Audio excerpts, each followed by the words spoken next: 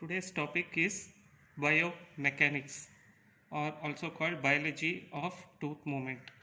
When you apply force to the tooth, what happens to the tooth? This is covered by biomechanics.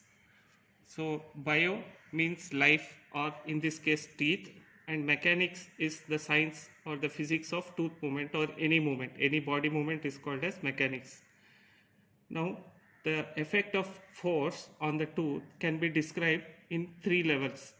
The first is the clinical level.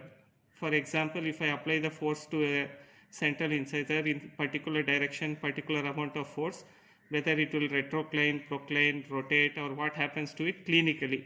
So clinically what we can see, that is called as the clinical level, and that is what we will be discussing in the biomechanics. Next is when you apply the force to the tooth at a tissue level. What happens at the tissue level? Like when the tooth force is applied to the tooth, what happens on the near the alveolar bone? Is there any alveolar bone resorption? Is there any deposition? Do the fibers, periodontal fibers, get reorganized? These things are called as the reaction to the force at tissue level. Now at cellular level, that is when the force is applied, the fibroblasts inside the periodontal ligament, they will release some chemicals. They send some signals called as first messengers. There is something called as prostaglandins which act as second messenger. So this effect, which is the result of force at the cellular level, this will be covered in the next chapter. So today we will discuss only about the effect of force on the tooth at the clinical level. That is what you can see in the clinic. Whereas the tissue level effect and the cellular or molecular level effect you can't see in the tooth. You have to take a section, you have to see under microscope like that. Clinical level, when you see the patient, when you apply force, what happens to the tooth, what you can expect, or what kind of force in what direction you should apply to get a particular effect, this will be discussed. This is very important when you come to clinical practice. Understood? Now, mechanics. Mechanics is the science which deals with the effect of force on bodies, on different bodies. Now, what is a force? It is defined as an act which tends to change the state of rest or uniform motion of a body. This is from physics, all of you know, I don't have to repeat. Anything which changes the state of rest, if a body is at rest and you change that rest, you start moving the body, you need something that is called as force. Okay, it is usually measured in newtons. The unit for force is newtons, but in ortho, when we are discussing force in ortho, we won't use the word newton.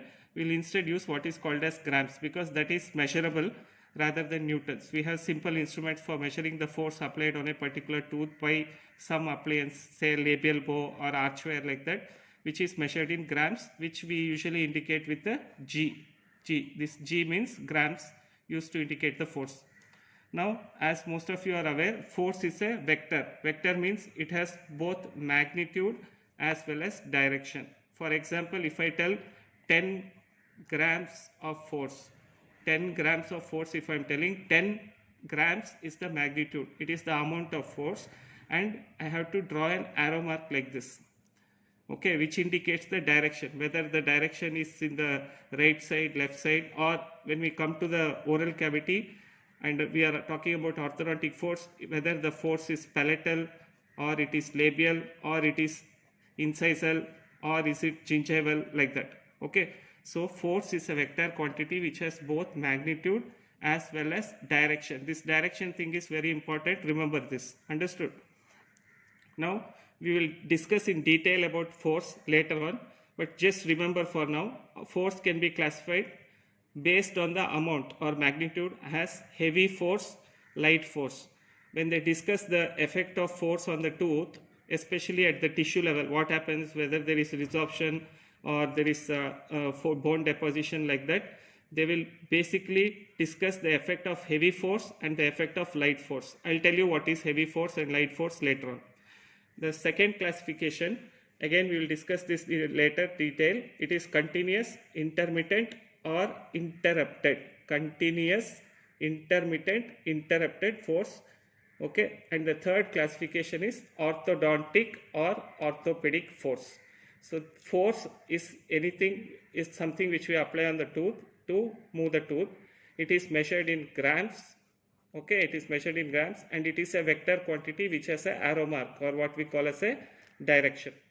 Okay, now if there is a body at rest and you apply force, that body will start to move, it will move.